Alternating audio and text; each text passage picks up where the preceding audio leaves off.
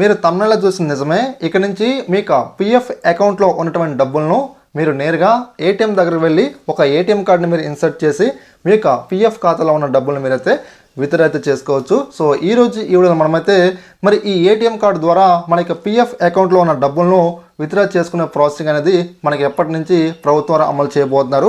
So మనం ఎంత amount వరకు మనం విత్డ్రా చేసుకోవచ్చు, సో దీని యొక్క నియమ నిబంధనలు ఏంటి అనే విషయాల గురించి వీడియోలో మనం డిస్కస్ చేద్దాం.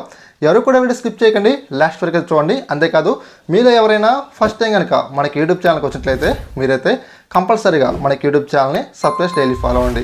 ఇక మరి మనం డిలే చేయకుండా టాపిక్లోకి వచ్చినట్లయితే కార్మిక ఉపాధి మంత్రిత్వ శాఖ కార్యదర్శి సుమిత్రా దావ్రా గారు రీసెంట్లీగా ఒక అనౌన్స్మెంట్ అయితే చేయడం జరిగింది ఈ పిఎఫ్ ఖాతాదారులను ఉద్దేశంగా పెట్టుకొని. సో ఈమె మనకి ఏం చెప్పారంటే, మేము ఐటీకి సంబంధించి మేము అప్డేట్స్ అన్నీ కూడా చేస్తూ ఉన్నాం. ప్రతి నెల కూడా ఈపీఎఫ్ పోర్టల్లో కొత్త అప్డేట్లు తీసుకొస్తూ ఉన్నాం. సో ఈపీఎఫ్ ఖాతాదారులకు ఇబ్బంది కలగనీయకుండా, ఒకప్పట్లో మనం చాలా ప్రాబ్లమ్స్ మనం ఫేస్ చేసేవాళ్ళం. కానీ మేము అప్డేట్స్ అనేవి చేస్తుండడం కారణంగా ఈపీఎఫ్లో క్లెయిమ్ కావచ్చు, సో మనకు పర్మనెంట్ సెటిల్మెంట్ కావచ్చు, పెన్షన్ సంబంధించిన ప్రాబ్లమ్స్ కావచ్చు, సో ఇవన్నీ కూడా మేము సింపుల్గా క్లియర్ చేస్తున్నామని చెప్పేసి మనకు చెప్తూ ఉన్నారు. మరి ఇలాంటి సిచ్యువేషన్లో మనం పిఎఫ్ అమౌంట్ మనం విత్డ్రా పెట్టుకోవాలంటే ఒకప్పట్లో ఆఫ్లైన్లో పెట్టుకునే వాళ్ళం. తర్వాత మళ్ళీ మనకు ఆన్లైన్లో మనకు అవకాశాన్ని కల్పించారు. మనం ఆన్లైన్లో పెట్టుకుంటే ఒక 10 days లేదా ఒక 15 రోజులు లేదా ఒక 20 days వరకు మనం వేచి చూడాల్సి అయితే ఉంటుంది. తర్వాత అవి సెటిల్మెంట్ అయ్యి మన అకౌంట్లోకి మనకు క్రెడిట్ అయితే అవడం జరుగుతుందన్నమాట. సో దీన్ని దృష్టిలో పెట్టుకొని చాలామంది ఎమర్జెన్సీ అవసరం ఉంటుంది అనే ఉద్దేశంతో మన సుమిత్రా దావ్రా గారు సో మేము ఐటీలో కొన్ని కొత్త నిబంధనలు తీసుకురాబోతున్నాం. ఈ కొత్త నిబంధనలో ఒక కొత్త నిబంధన ఏంటంటే, సో మనకు 2025 సంవత్సరం నుంచి మేము ఈపీఎఫ్ అకౌంట్స్ ఎవరైతే కలిగి ఉన్నారో వీళ్ళందరికీ కూడా మేము ఒక పిఎఫ్ సంబంధించి ఒక ఏటీఎం కార్డుని అయితే ప్రొవైడ్ అయితే చేయడం జరుగుతుంది. ఈ ఏటీఎం కార్డు ద్వారా మీ యొక్క అకౌంట్లో ఏదైతే ఈపీఎఫ్ పోర్టల్లో ఉన్నటువంటి అమౌంట్ ఏదైతే ఉందో దానిలో 50% వరకు మీరు ఏటీఎం దగ్గరికి వెళ్ళి నేరుగా మీరైతే విత్డ్రా చేసుకోవచ్చు అని చెప్పేసి మనకు చెప్తూ ఉన్నారు. ఇది ఒక మంచి అప్డేట్ లాంటిది. అంతేకాదు మనకు యాక్చువల్గా ఏం జరుగుతుందంటే ప్రజెంట్ అయితే మన యొక్క జాబ్ శాలరీలో 12% వరకు మనకు ఈపీఎఫ్ కింద మనకు అమౌంట్ అయితే కట్ అవుతూ ఉంటుంది.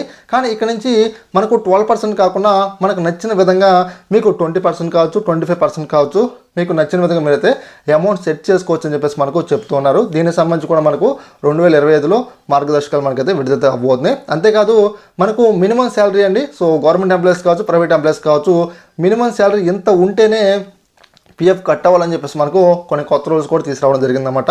మనకు 15,000 రూపాయల నుంచి 21,000 రూపాయల మధ్య సో కంపల్సరీగా ఉంటేనే వీళ్ళకి పిఎఫ్ అమౌంట్ అనేది సో కట్ చేసుకోవాలని చెప్పేసి ఈపీఎఫ్ సంస్థ ద్వారా మనకు చెప్పడం జరిగిందన్నమాట. ఈ విషయం గుర్తుపెట్టుకోవాలి ఫ్రెండ్స్. మనకు ఈ ఈపీఎఫ్ అంటే ఈ యొక్క ఏటీఎంలో ఈపీఎఫ్ అమౌంట్ని మనం విత్డ్రా చేసుకోవాలంటే కొన్ని రూల్స్ అండ్ రెగ్యులేషన్స్ ఉన్నాయండి. అవేంటి నేను మీకు చెప్తాను. ఉద్యోగం ఉన్నప్పుడు మీరు పిఎఫ్ నిధులను పాక్షికంగా లేదా పూర్తిగా విత్డ్రా చేసేందుకు అనుమతించబడదు. ఈ విషయం గుర్తుపెట్టుకోవాలి. మీరు కనీసం ఒక నెల పాటు నిరుద్యోగిగా ఉంటే మీ పిఎఫ్ బ్యాలెన్స్లో 75% వరకు విత్డ్రా మీరైతే చేసుకోవచ్చు. ఇక 2 నెలలు ఉద్యోగం తర్వాత మీరు పూర్తి మొత్తాన్ని విత్డ్రా చేసుకోవడానికి అర్హులైతే అవుతారని చెప్పేసి సో మనకు ప్రభుత్వం చెప్తున్నారన్నమాట.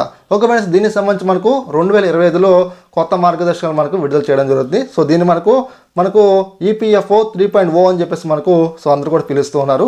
చూద్దాం. సో అప్డేట్ మనకైనా వస్తే నేను మన ఛానల్లో వీడియో చేయడం జరుగుతుంది. సో ప్రతి ఒక్కరు కూడా ఛానల్ సబ్స్క్రైబ్ చేసుకోండి. Thanks for watching.